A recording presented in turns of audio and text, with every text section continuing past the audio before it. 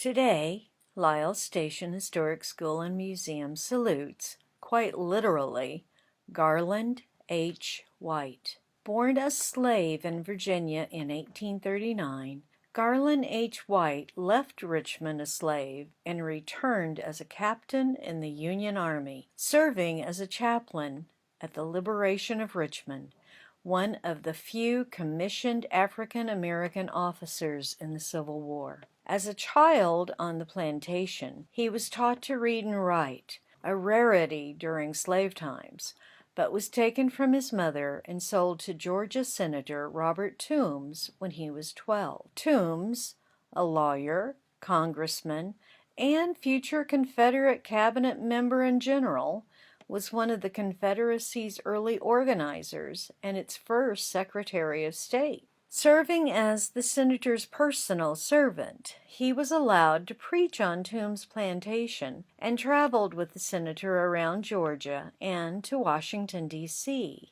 In 1857, when he was 18, White was with Toombs in Washington and observed Senator Charles Sumner's famous speech against slavery, followed by the vicious attack by North Carolina Senator Preston Brooks, who beat Sumner with his cane. This event influenced White, who decided to escape slavery and settle in Canada, where he could be free.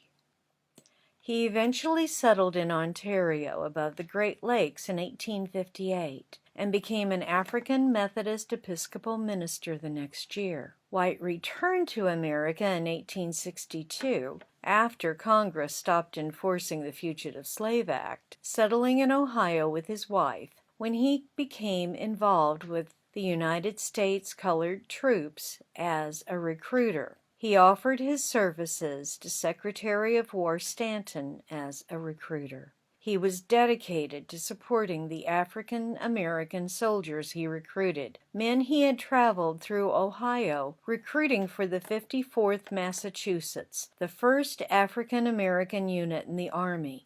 This is the infantry regiment depicted in the 1989 movie Glory.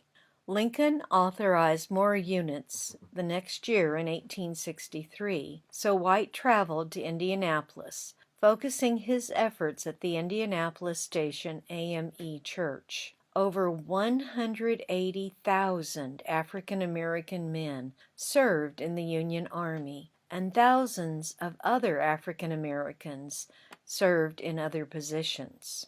It is one thing to recruit others to risk their lives fighting for freedom, but White put his own life on the line.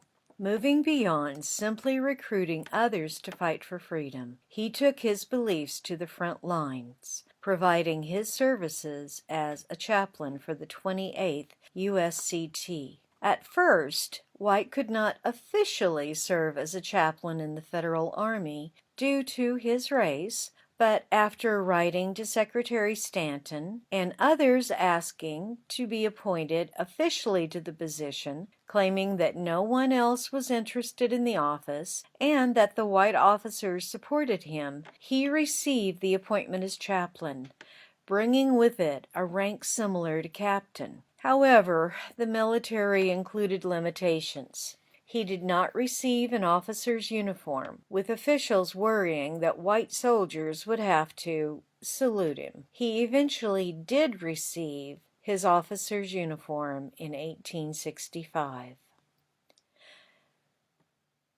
Near the end of the war, the 28th was one of the first infantry regiments entering Richmond, Virginia, a day after the Confederate government had fled. On April 3, 1865, White addressed an audience of primarily newly freed African Americans, a speech that would reunite him with his mother, who had grieved his loss for over 20 years. After the war, White eventually settled in North Carolina. He suffered from respiratory ailments, and his health began to decline in the 1880s. He died in 1894 and is buried in Arlington National Cemetery. His words from 1865 serve as a fitting epitaph for his life. We left our wives and little ones to follow the stars and stripes from the lakes to the Gulf, with the determination never to turn back until it should be proclaimed from Washington that the flag of the Union waved over a nation of free men.